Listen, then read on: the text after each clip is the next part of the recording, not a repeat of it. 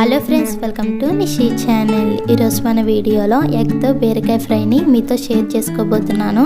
ఈ బీరకాయ ఫ్రైలో ఎగ్ ఒకటే కాకుండా కొంచెం డిఫరెంట్గా ఎండ్రొయ్యలతో చేసి చూడండి. మనం ఇలా చేసిన ఫ్రై నీసు వాసన రాకుండా చాలా రుచిగా కమ్మగా ఉంటుంది. మరి ఆలస్యం చేయకుండా ఎండ్రొయ్యలతో డిఫరెంట్గా ఎగ్తో బీరకాయ ఫ్రైని ఎలా చేసుకోవాలో చూద్దాం. ముందుగా పావు కప్పు వరకు ఎండ్రొయ్యలు తీసుకుని పైన ఉన్న తలను తీసేసి అలాగే కాళ్ళు చేతులు చివర తోకను కూడా తీసేసి వాటర్లో వేసుకుని ఒకసారి క్లీన్ చేసుకోవాలి. మనం ఇలా క్లీన్ చేసుకున్నామంటే ఈ రొయ్యల్లో ఎక్కడైనా సరే ఇసుక లాంటిది ఉంటే ఈ వాటర్లోకి వస్తుంది. ఇలా క్లీన్ చేసుకున్న రొయ్యల్ని వాటర్ లేకుండా మరొక బౌల్లోకి సెపరేట్ చేసుకోవాలి.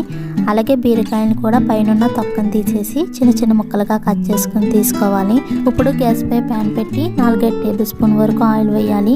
ఆయిల్ వేడయ్యాక మనం ముందుగా క్లీన్ చేసుకున్న ఎండ్రొయ్యలను వేసుకుని మంటను మీడియం ఫ్లేమ్లో పెట్టి 2 నిమిషాల పాటు ఫ్రై చేసుకోవాలి.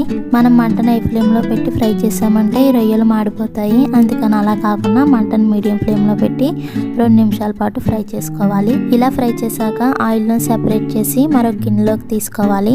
ఇప్పుడు ఇదే ఆయిల్లో 8 వెల్లుల్లి రేఖల్ని చితక్కొట్టుకుని వేసుకుని అలాగే కొన్ని పోపు దినుసులు కూడా వేసుకోవాలి. 1 టేబుల్ స్పూన్ పచ్చిశనగపప్పు, 1 టేబుల్ స్పూన్ మినప్పప్పు, 1/2 టేబుల్ స్పూన్ జీలకర్ర, 1/2 టేబుల్ స్పూన్ ఆవాలు వేసుకోవాలి.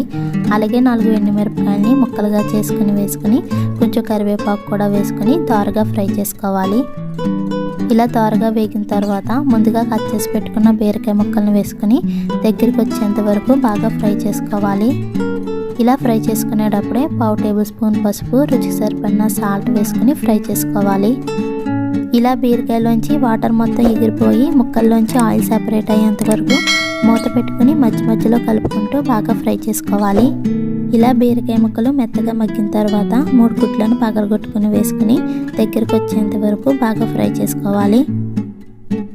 ఇలా దగ్గరకంట ఫ్రై అయిన తర్వాత 1/2 టేబుల్ స్పూన్ కారం, 1/2 టేబుల్ స్పూన్ గరం మసాలా వేసుకుని ముందుగా ఫ్రై చేసుకున్న ఎండ్రొయ్యలను కూడా వేసుకుని ఒకసారి మొత్తం కలిసేలా కలుపుకోవాలి.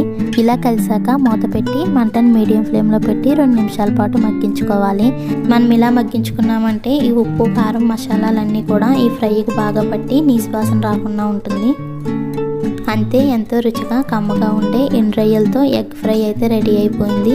ఇలా మీరు కూడా ఒకసారి చేసి చూడండి. ఈ వీడియో మీకు కూడా నచ్చినట్లయితే ప్లీజ్ లైక్ చేయండి, షేర్ చేయండి, సబ్స్క్రైబ్ చేసి పక్కనే ఉన్న బెల్ బటన్ని క్లిక్ చేయండి.